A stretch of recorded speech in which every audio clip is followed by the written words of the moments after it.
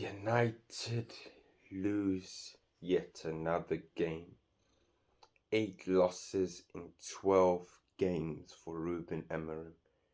Do you see light at the end of the tunnel? Hello everybody, welcome to All About Sports, and today we'll be speaking on the Tottenham versus United game. Obviously this is the day after the Tottenham United game. I thought I'd do my prediction then after everything settled down, after I watched a few clips from obviously how the United Stand reacted, United View reacted, and other United platforms to see what their opinions on this matter. So obviously they started the game, Spurs on the front foot. Obviously Spurs have had many injuries, but today United had basically youngsters on the bench. They had a lineup of Onana in goal. They had Mazraoui right wing at right centre back, Maguire centre back, and then De Ligt left centre back. They had Bruno Fernandes and Casemiro in the holding positions, in the two midfield positions. They had Dalot right wing back, Doguru left wing back, obviously Garnacho and Xerxes in the 10, and then Rasmus Højlund up front. A lineup you think would still do something, but obviously with no subs on the bench. Obviously, let's look at their subs on the bench. They had Eli Harrison, Aiden Heaven, 18 again. They had Harry Amos, 17. They had Tyler Fredrickson, who was, I think, apparently 19. Victor Lindelof, the only senior player on the bench. Jack Fletcher, 18 again.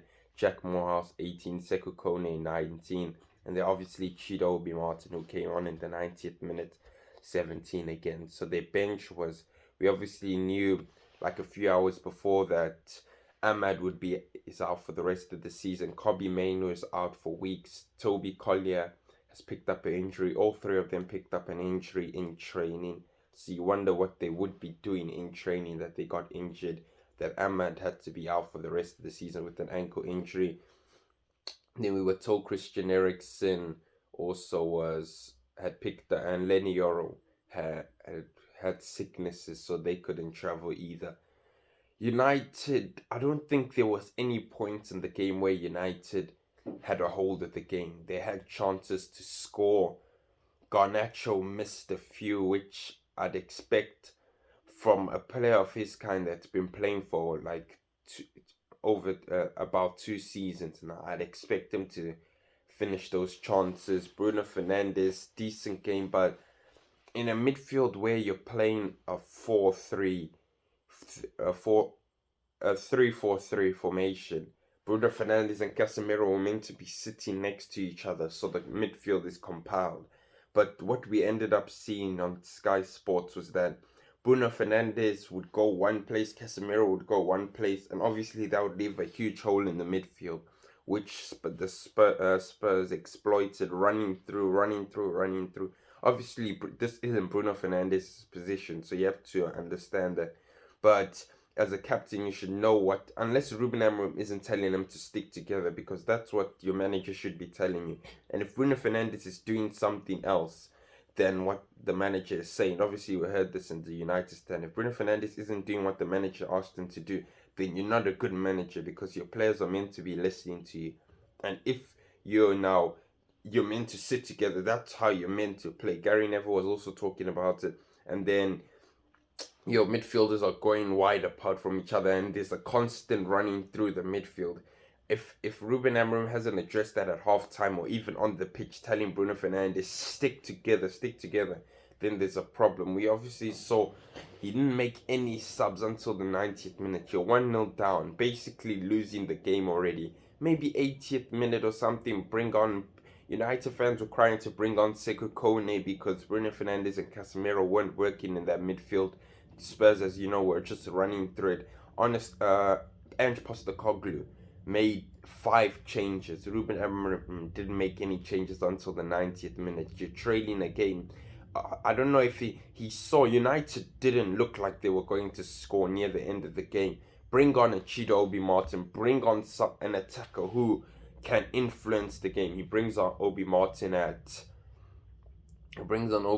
obviously in the 90th minute, 3 minutes to play. What are you going to do in 180 seconds? We obviously saw Culture Camps talking about it on DR Sports about that he thinks Ruben Amorim, it might be a bust, that this guy won't be able to take United because 8 losses in 12 games, that is sackable offense, to be fair. So to be doing that, you're there saying you stick to your style.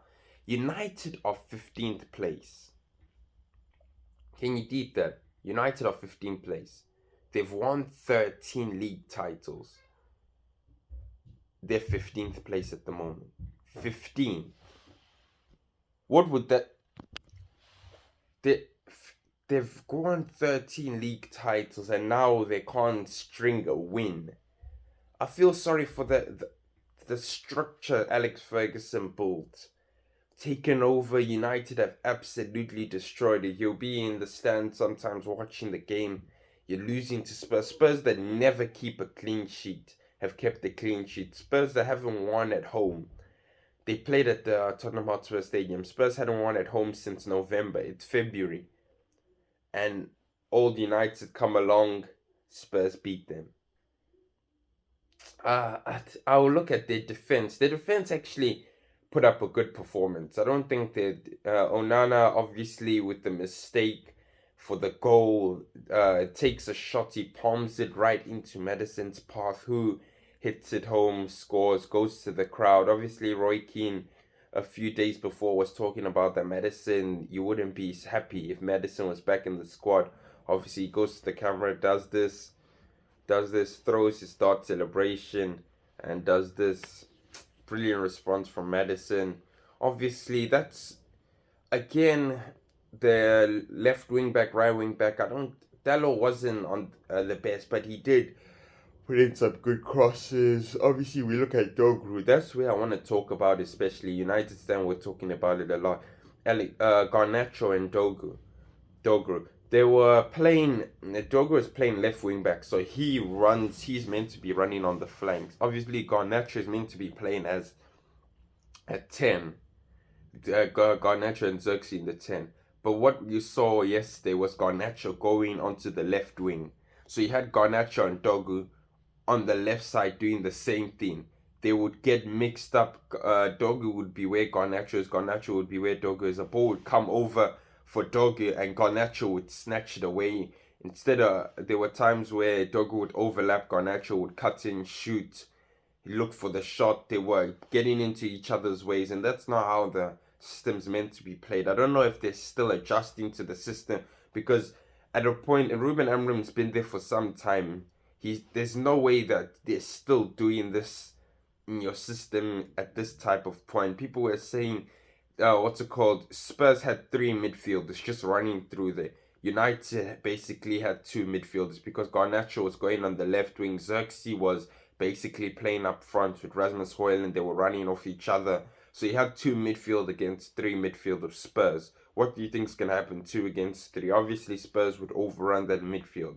United, I heard people saying that Ruben Amorim should change to get the results, because this, as much as the bottom 3 teams are very poor, before you know it, if United don't pick up a win in the next 5 games, you're looking at a Leicester team who could pick up something, an Ipswich team who picked up a result against Aston Villa at Aston Villa's home with 10 men. Ipswich had 10 men, but they still got a result. These are the type of things United, although they have tough games coming up, it doesn't look like they can score. There was a statistic that Amad Diallo has scored 41% of their goals, and now he's out for the season. 41%.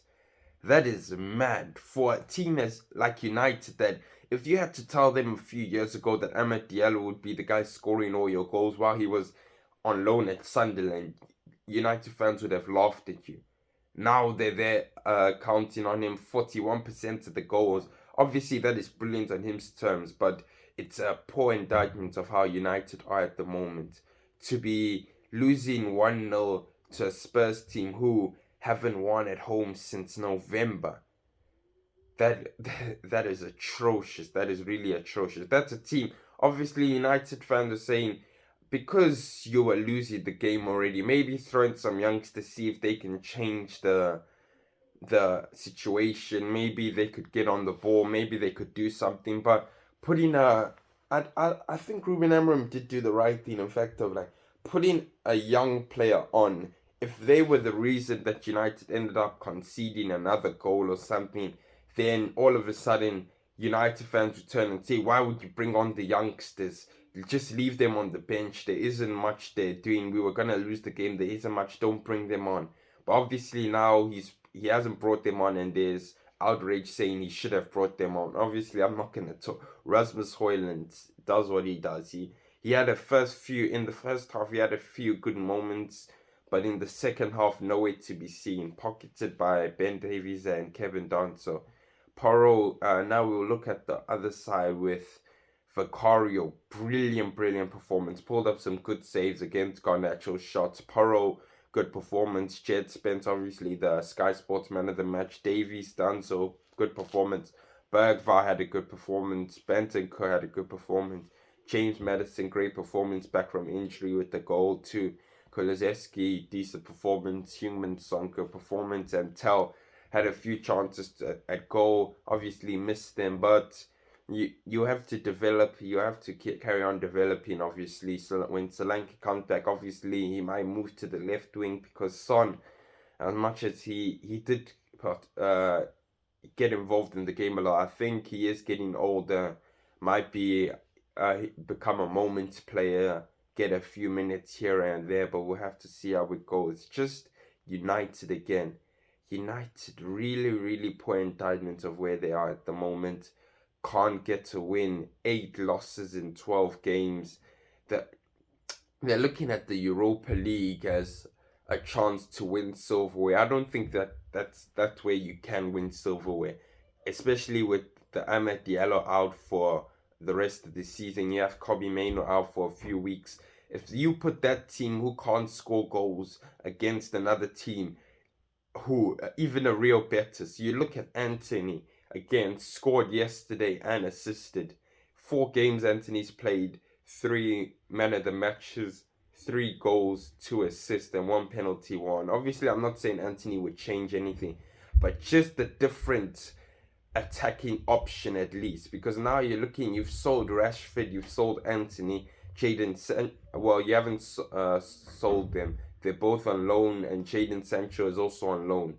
You're looking at now where do you have attacking options? Are you're gonna carry on having to play Xerxes and Garnacho in 10s? Obviously, if Christian Eriksen gets better, you're looking maybe you play Xerxes up front, put Fernandes and Garnacho in the 10, Eriksen and Casemiro. That's the same midfield United fans have been crying that they don't want. Obviously, there is. I think Amorim did get it wrong. Maybe just try put some subs on. Maybe you were losing the game already. Maybe try and change something up, as most United fans were saying. But I think he did get it wrong this game. Obviously, I do feel really sorry for Amorim, because you need players for this system, but United went and bought one player for Amorim in January. You look on the other hand, on the other side of Manchester, Pep Guardiola's had a poor season this season. They've gone and bought 5 players basically. One of them are on loan. That you see the scales of what a team that wants to win and a team that's just there for basically money, cutting. Ineos are more interested in cutting the salaries, cutting all of these stuff, than actually helping the team win. Obviously, we've heard reports this morning of United have put in a bid, negotiations, a verbal agreement for Victor Osimhen, and so did PSG. If Osimhen's looked at that United team, I think he'd run away, because sitting at 15th, a chance of relegation, I think David Moyes would have had. I'm not saying David Moyes is a better manager than Amorim. I think David Moyes for this United team right now would do better than Amorim. I think the best thing for Amorim that would have happened is for him to come in his at the end of the season. You know Vic Amorim is coming in the January. You would have brought Dogo in anyway. Then when he comes, he has a full preseason with them, and you can sign other players. But throwing Amorim in the deep end now, oof, it's really tough for him. Some United fans, there's speculation that some of them are saying Amorim out. He might not be the guy. He might not be the guy. Just after half a season, shows United fans don't have that patience. So Amorim will either have to start winning immediately or look for something else, because it will be really tough for him. I don't see. Let's look at United's next few games, because I don't see where United get their next point from. They play Everton, 12:30 kickoff at Goodison Park. That's a definite loss. Everton, David Moyes, last 5 games, 4 wins, 1 draw. You think that they will definitely better on scoring form. Then they play Ipswich. I'll give them the Ipswich have been decent, but I'll give United a win there. Then they play Arsenal in the Premier League. That's a loss. They play Leicester. Leicester, who gave Arsenal the right challenge. They United, obviously, with an offside goal late in the FA Cup. Leicester. Do I think they can beat Leicester? Ruud van Nistelrooy. Yeah, I'll give them that win, because I think just because of luck. Obviously, Nottingham Forest loss. They play Manchester City. That's a loss too. Gosh. I do not know where their wins are coming from. They go next game. They play Newcastle, lost. They play Wolves. Wolves have already beaten them this season. I think that's a loss. Bournemouth, that's a loss. Brentford are at home too. Brentford have a good home record. I'd give that a loss too. United versus West Ham. That could be a relegation battle, basically. I think that'll be a draw. United, Chelsea, draw again. And their last game, their last 2 games, jeez. United could be well in a relegation battle in the next few weeks, and that will not be good for Amorim. I just think Amorim should have come in a bit, maybe at the end of the season, because putting him in now, I think is really bad for him, because United are in a crisis right now, and throwing in a great manager who was on course to become the City manager. That's what they're saying if Pep Guardiola left. Is now a chance of getting relegated, being he's obviously saying I'm sticking to my system, even though the system isn't working. It's looking very bad for United. Otherwise, I've spoken a lot on United today. Crisis mode, but I do think Ruben Amorim got it wrong. Obviously, they have a week of training before Everton. Let's see if they can pull off something. Peace out.